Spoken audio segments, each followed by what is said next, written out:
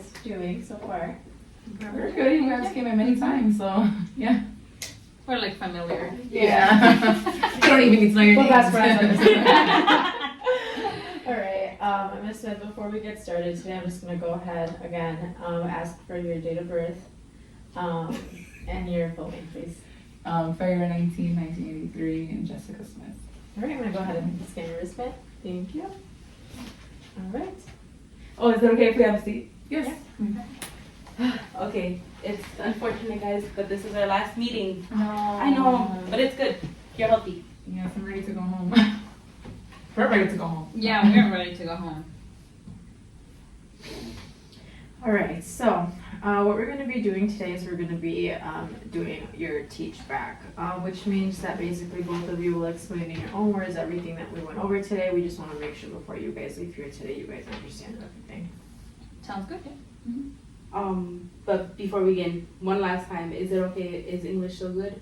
Yes, English is good, and by me explaining everything I would want to hold. Holding devices, I think it would be best by me explaining it. Okay. Yeah, I will also explain it too, so I can support her at home. And I like the asthma action plan writing. Like, Yeah, Abby has the Okay. Yeah. I do, yeah.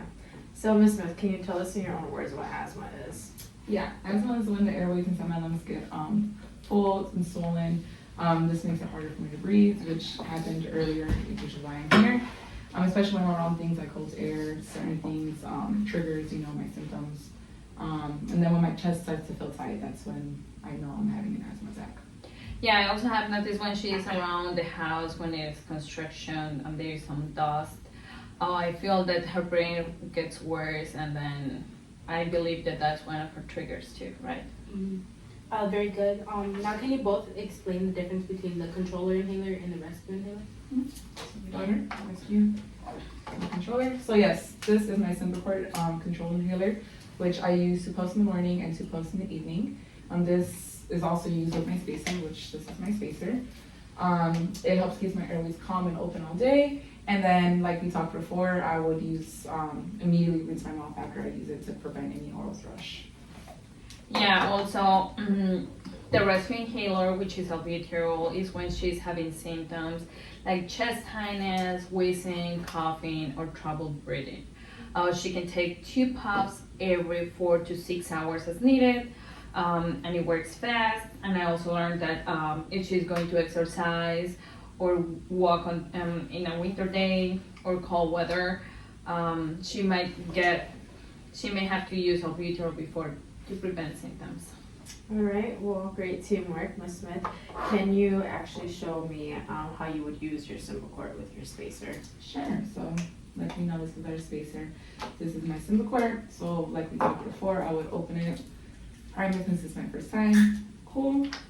Immediately, I would place it inside my spacer. Take a deep breath out, and then I would press once, inhale. Open it. Let's open it. All right. Open it, press down, take a deep breath in, and then I would hold it for 10 seconds, and then. Because I know that the medicine reach deeper the lungs.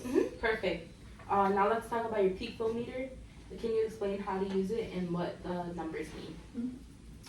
So this is my peak flow meter, which I know I take this before I take my Symbicort in the morning. It's a small handheld device. So this is the marker I'll place at the bottom, and then the way I started is I would take a deep breath, blow out hard as fast as I can 3 times, and then I know that my personal best is 380. So I already know my green zone, which is at 304 to 380. My yellow zone is 300 to 190, and below is my red zone, which is 190 and below. So showing that, I can show you guys real quick how I would do it.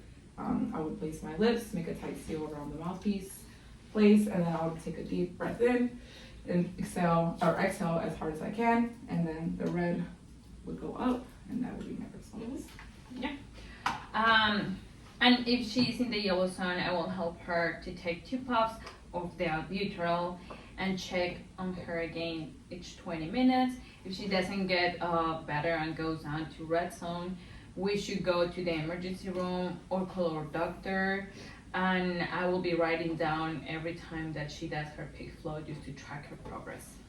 Okay, great. You both are doing amazing. Now, can you both explain how the asthma action plan helps you at home? So the action plan tells me what zone I am in, and what steps to follow. I'm pretty self-explanatory. You have your green, yellow, and red zone. So yeah, it's like my guide that shows me what to do every day. And like we're visual learners, so we like to see and. Yeah, also it tells me how I can help her. In the green zone, she's in her routine. In the yellow zone, we act quickly with the albuterol. And then in the red zone, we treat as an emergency. And I'm gonna keep a picture of this in my phone just to make sure that we'll always have it handy. Wonderful. Okay, last question. Can you tell us can you both tell us some of your triggers? Yeah, And so how you for work me, with for me it was the cold air, the dust, and the strong smells, and then, you know, when I do work out, sometimes I get that, you know, that shortness of breath, so working out as well. Yeah, also when she exercises without warming up, so I will help her and remind her to wear a scarf before she goes for a walk in a cold day. Also like avoid being outside when there's a construction around, just to avoid the dust. And yeah, every time that she is going to exercise, use her albuterol before going. Okay, perfect. You both explained everything perfectly. It's clear that you both understand how to go home, imagine, and manage your asthma. Any questions before you guys head out today? No? No, I That's think we pretty much. overly welcomed her stay. I think we're ready to go. I felt so much more confident, and I'm thankful for you guys. So thank you so much for explaining, and then having my daughter. Thank you, daughter, for being here and being with me. And I'm ready to tackle this on. So.